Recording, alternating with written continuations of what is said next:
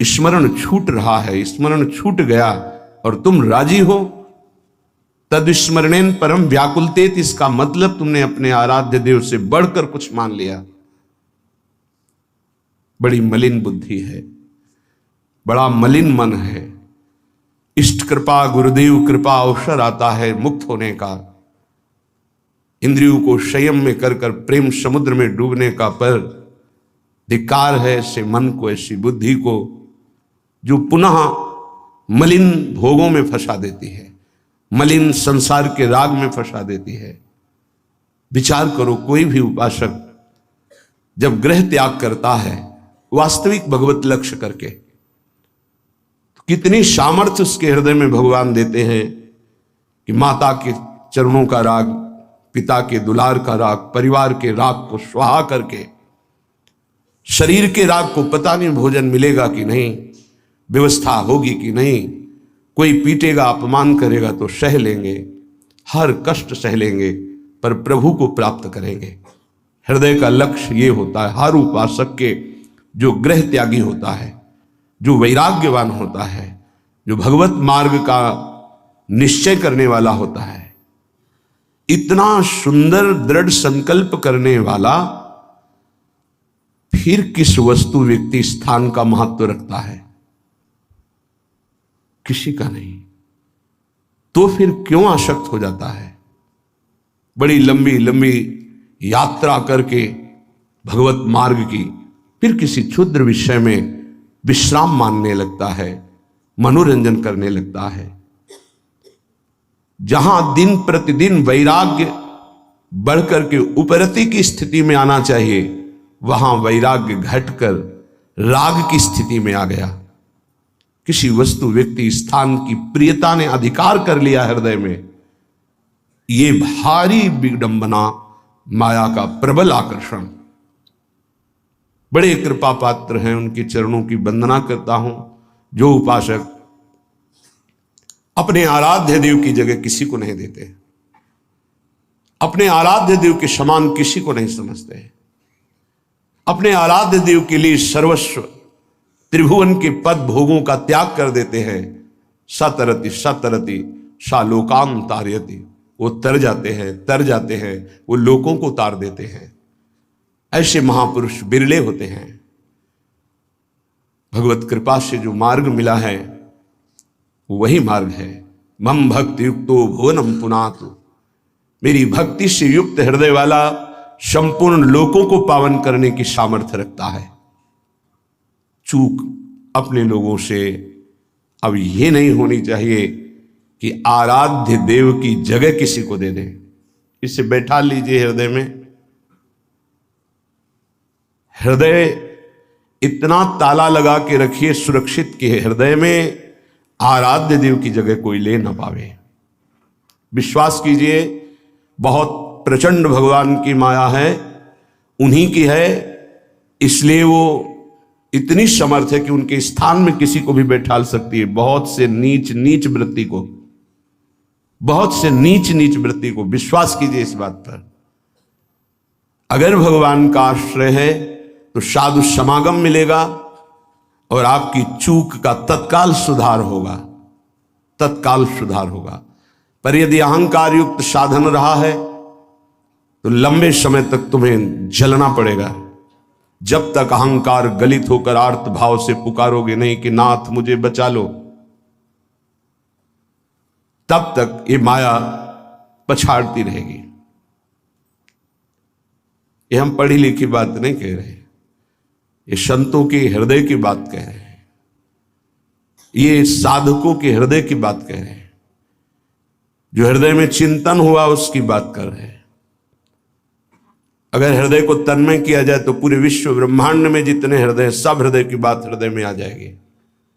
जैसे ध्रुव जी ने अपनी प्राणवायु बंद की तदात्म भाव से, तो संपूर्ण विश्व की चराचर जीवों की वायु अवरुद्ध हो गई, क्योंकि परमात्मा हृदय में विराजमान है, जो उसको जागृत कर लेता है तदात्म भाव से, जो पूरे विश्व को अनुभव करा सकता है। इसलिए मम भक्ति युक्तो भुवनम पुनातु। उपासक आश्रय से भगवत प्राप्ति होती है। इतना दृढ़ आश्रय अन्य अवलंबन न हो, अन्य आश्रय न हो।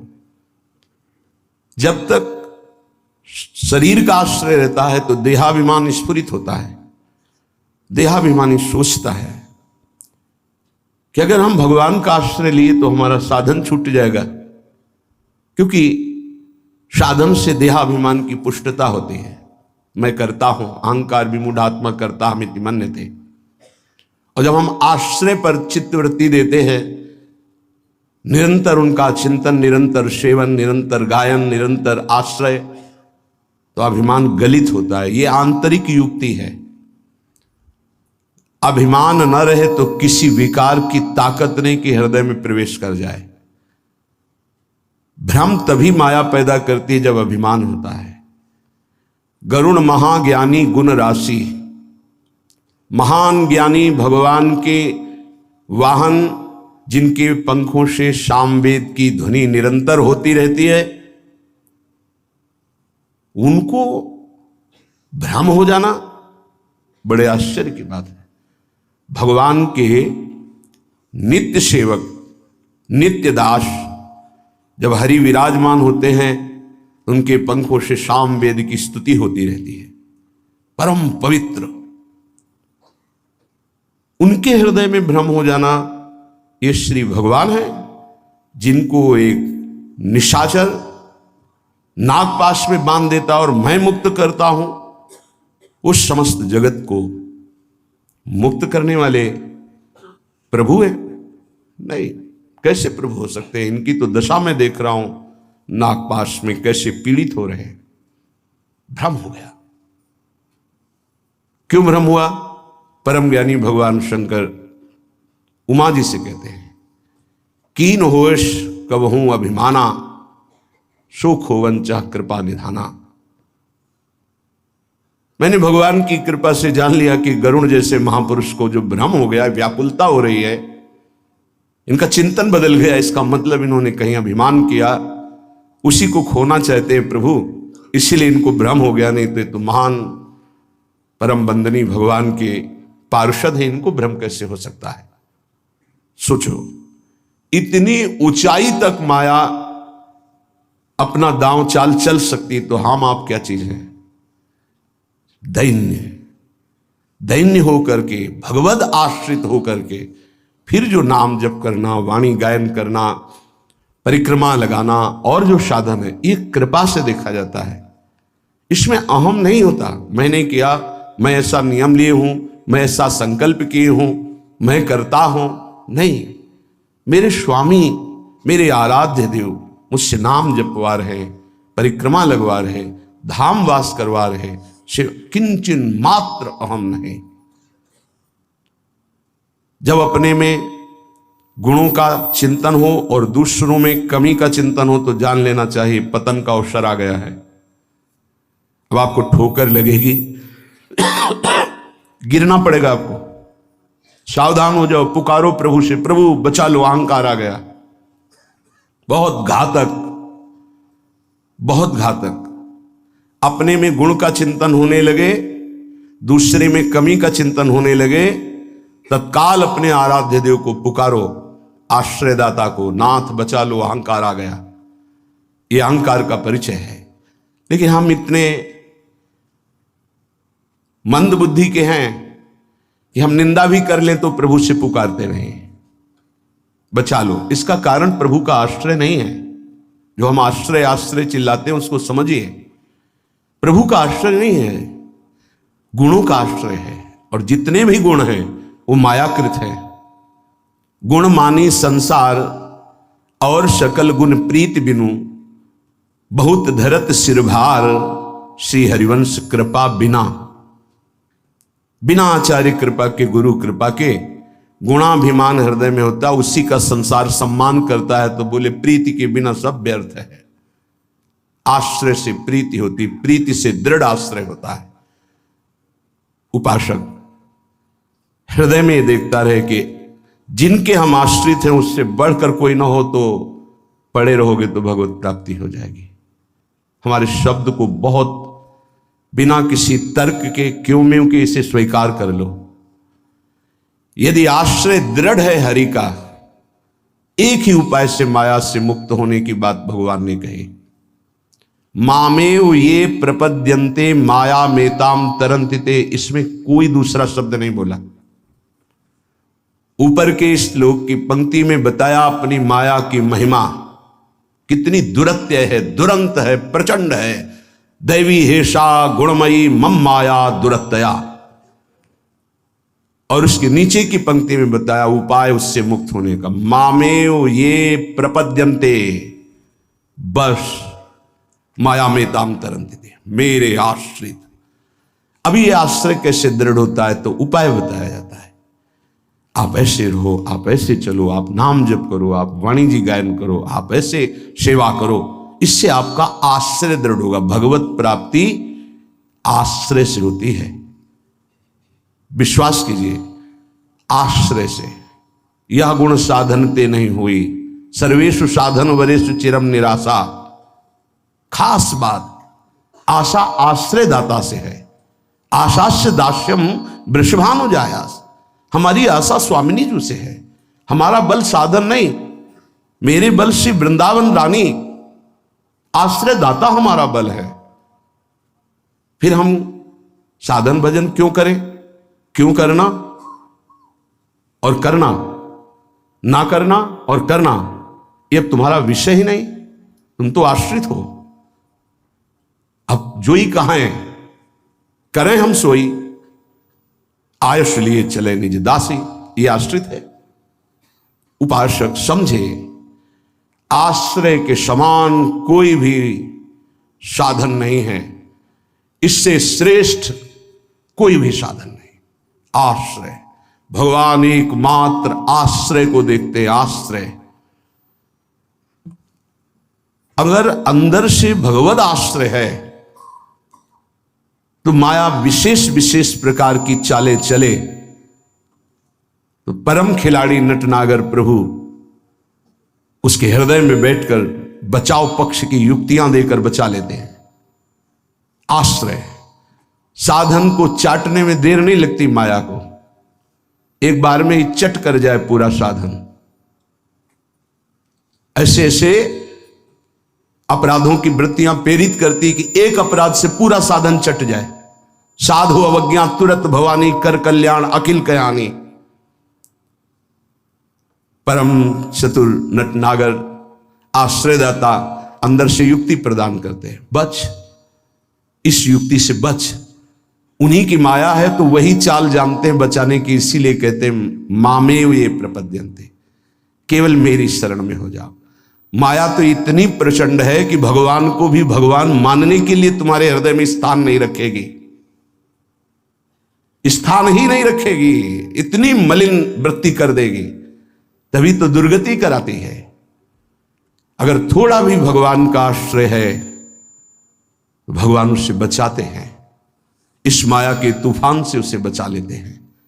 हृदय में पुनः वृत्ति, जांच कीजिए इस बात की कि अपने आराध्य देव की जगह कोई वस्तु, व्यक्ति, स्थान तो नहीं ले रहा है, क्योंकि इसी आश्रय से आपको भगवत प्राप्ति होगी। हम प्रार्थना करते हैं इस बात को देख लीजिए।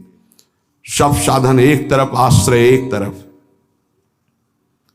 भगवान आश्रय को देखते हैं, वो हृदय से होता है। अगर बाहरी चूक हो रही तो मेरे प्रभु बड़े कृपा निधान हैं। ध्यान दीजिए, राहत ना प्रभु चित चूक किए की, करत सुरत सवार हिए की। हृदय से इसने मेरा आश्रय लिया, बस। प्रभु का चित्त इस बात से पक्ष में आ जाता है उस उपासक के कि इसने मेरा आश्रय लिया है। राहत न चित्त प्रभु चूक किए की, चूक हो गई, गलती हो गई, प्रभु बिल्कुल क्षमा कर देते हैं उसको, क्योंकि आश्रित है, मेरी दुरंत माया है, जानते हैं, क्षमा कर देते हैं। यदि साधन बल है तो हिसाब आपको देना पड़ेगा। आश्रित हो तो आश्रयदाता संभाल लेंगे। बड़ा सूक्ष्म विषय आश्रय का है, भागवत में इसका वर्णन है। भक्ति का तो ये मूल है, भगवत प्राप्ति का ये सिद्ध स्थान है आश्रय, हृदय में। अवगुण करे समुद्र सम, गनत ना अपनो जान। ना गनत, अगर बड़े अपराध भी बन जाए तो मेरी स्वामिनी जी गणना ही नहीं करती, मानती ही नहीं। क्यों? मेरी चूक है, ये तो मेरे आश्रित है, आश्रित की चूक मेरी चूक।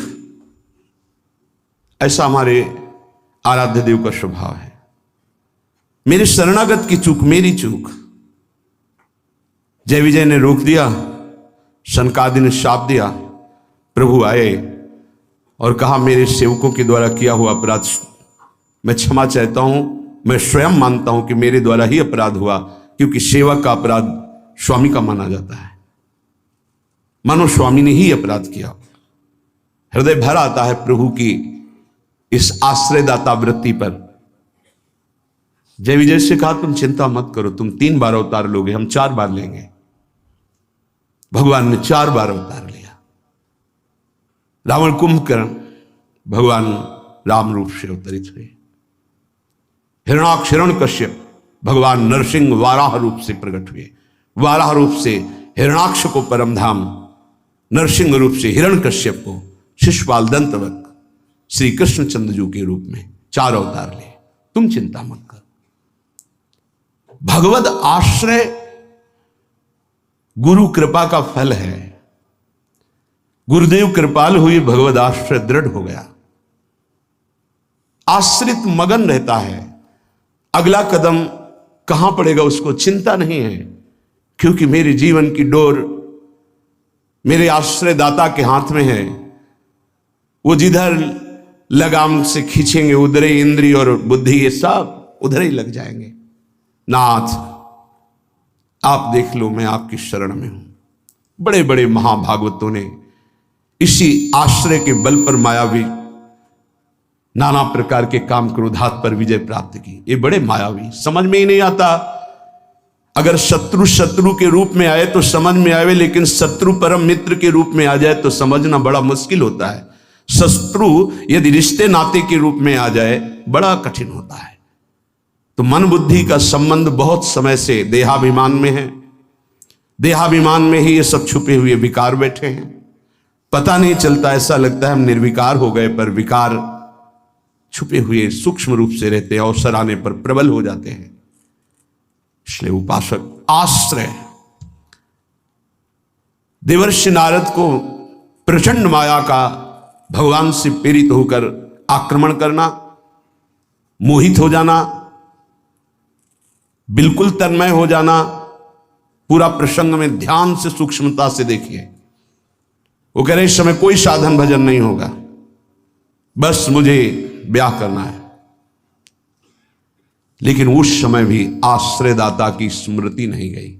ये आश्रय जोर का होता है। विचार किया कि मेरा हितैषी कौन, बोले हरि। ये महाभागवत की स्थिति को बार बार प्रणाम है कि ऐसी प्रचंड माया के बीच में भी आश्रय नहीं भूले और एकांत होकर पुकारा, प्रभु पधारिए, हरिए सामने। कहा नाथ हृदय से प्रार्थना करता हूं, जे ही विधि होए नाथ हित मोरा, करो सुबेगी दास में तोरा। बलिहारी है। ऐसी प्रचंड मलिन माया के आक्रमण में भी अपने स्वामी को नहीं भूले। आश्रय हृदय में बहुत जोर का। तो स्वामी ने कहा जे विधि हुई है परम हित। तुम हित की बात कहते हो? नारद, मैं अपने भक्त को कभी पतन के मार्ग में नहीं जाने देता। चाहे जितना उसका उपहास कराना पड़े, विरोध कराना पड़े, मैं ये सब सह लूंगा कि मेरे भक्त का उपहास हो रहा है, निंदा हो रही है, अपमान हो रहा है, पर मैं उसे पतन के गर्त में नहीं जाने देता। जाओ, जे विधि हुई है परम हित, नारद सुनो तुम्हारा परम हित जिसमें होगा वही मैं करूंगा। और वही किया प्रभु ने, परम हित कर दिया। इसलिए आश्रय, आश्रित को किसी भी तरह से कोई भी परास्त नहीं कर सकता। खास बात यह है, जहां किसी ने आश्रित को यह देखा कि इसमें तो ना तप है ना बल है, तो वो ये नहीं देख पाया कि आगे तो आश्रित दिखाई देता लेकिन गोद में बैठा है आश्रयदाता की। 5 वर्ष के प्रहलाद जी का चमत्कार कोई साधन भजन नहीं था। 5 वर्ष की तो आयु है, क्या साधन भजन है? गुरुदेव देवर्षि नारद ने आश्रय पुष्ट करा दिया गर्भ से ही। इतना जोर का आश्रय है कि इतनी भयावह परिस्थितियां आने पर भी मन डगमगाया नहीं। मेरे हरि हैं ना, मेरे हरि हैं, मैं उनकी गोद में हूं, वो कण कण में है। क्या दिव्य आश्रय! इसीलिए सारी दिव्यता प्रहलाद जी के जीवन में पाई गई। गुरुदेव नारद जी से पहले उनका स्मरण होता प्रहलाद, फिर नारद। प्रहलाद नारद पराशर पुंडरीक व्यासंबरी सुख सौनक भीष्मदाल्भ्यान, सबसे पहले भक्तराज प्रहलाद जी का नाम, क्योंकि 5 वर्ष की अवस्था में निष्काम धर्म की चरम सीमा में आश्रय की भारी स्थिति में प्रहलाद जी को पाया गया। ध्रुव जी भी महाभागवत हैं, पर पहला नाम नहीं लिया गया क्योंकि उन्होंने अटल पदवी की आकांक्षा की। निष्काम धर्म की चरम अवस्था प्रहलाद जी की। नरसिंह भगवान प्रकट हुए और पूरी लीला करने के बाद प्रहलाद जी को गोद में बैठाल के कहते, मेरी आज्ञा है, आप वरदान मांगो। हां प्रभु, आपकी आज्ञा का पालन करने के लिए वरदान मांगता हूं कि मेरे हृदय में कुछ मांग ही न रह जाए। ये क्या वरदान? मेरे हृदय में कुछ मांग ही न, आपको पाने के बाद अब क्या मांगू, क्या पाऊं? आश्रय, दृढ़ आश्रय। ये देहाभिमानी की समझ में नहीं आएगा। भगवद आश्रय, हृदय से आर्त भाव से जितनी दिव्यता वो सब आश्रय में विराजमान रहती है।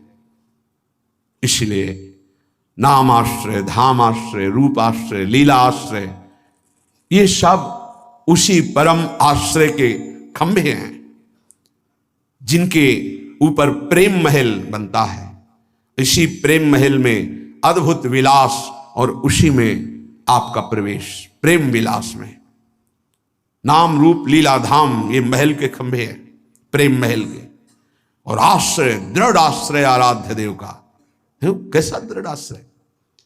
यह जोरी अविचल वृंदावन, नाहिन आन सुकाज, नाहिन आन सुकाज। मेरे प्रिया प्रीतम, हमारे माई श्यामाजू को राज। देखो आश्रय, मेरे प्राणनाथ श्री श्यामा शपथ करो तृण छिए, कसम खा के कहता हूं, हृदय में केवल श्यामाजू का आश्रय। आचार्य चरण कह रहे, मेरी महारानी श्री राधा रानी, जाके बल में सब सो तोरी, नाहि नान सुकाज, शपथ करो तृण छिए, सब सो तोरी, लोक वेद कुल कानी, मेरी महारानी श्री राधा रानी।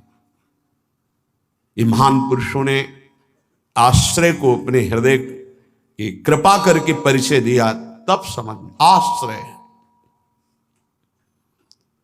सच्ची कहते हैं, आश्रय एकमात्र आश्रय नहीं। ऐसी धूल भरी आंधी कि तुम समझे नहीं पाओगे कि साधन कर रहे हो कि असाधन कर रहे हो। श्रीपाद धाम का दृढ़ आश्रय लिए हुए हैं। करुणा करके वर्णन करते हैं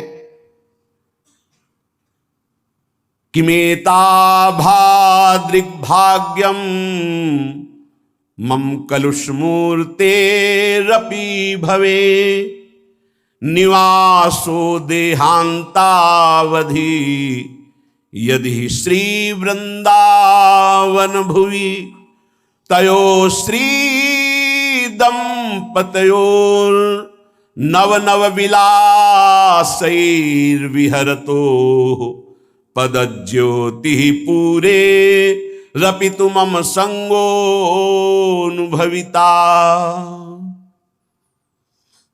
श्रीधाम वृंदावन भूमि मुझे स्वीकार कर ले। चिदानंद है भूमि, भगवत स्वरूप है। हे वृंदावन धाम, मुझे स्वीकार कर लो। मेरा परम सौभाग्य होगा यदि अंतिम समय में इस रज में प्रियाजू का नाम उच्चारण करते हुए अपने शरीर को त्यागूं। बहुत दुर्लभ बात है।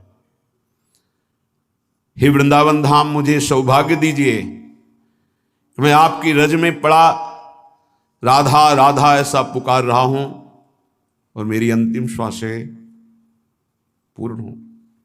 ये हमारे सौभाग्य से नहीं होगा, ये हमारे साधन से नहीं होगा। हे धाम, ये आपकी कृपा से होगा। अहो भाग्य जिनको ये परम लाभ मिलता है। शरीर में रज लगी है, मुख में चरणामृत है प्रियाजू का, और नाम उच्चारण हो राधा राधा, और शरीर पूरा हो गया, अनंत जन्मों की बिगड़ी बन गई। जीवन भर प्रयासरत रहते हैं, अंतिम में पता नहीं चित्तवृत्ति कहां फंस जाए। खास बात समझो,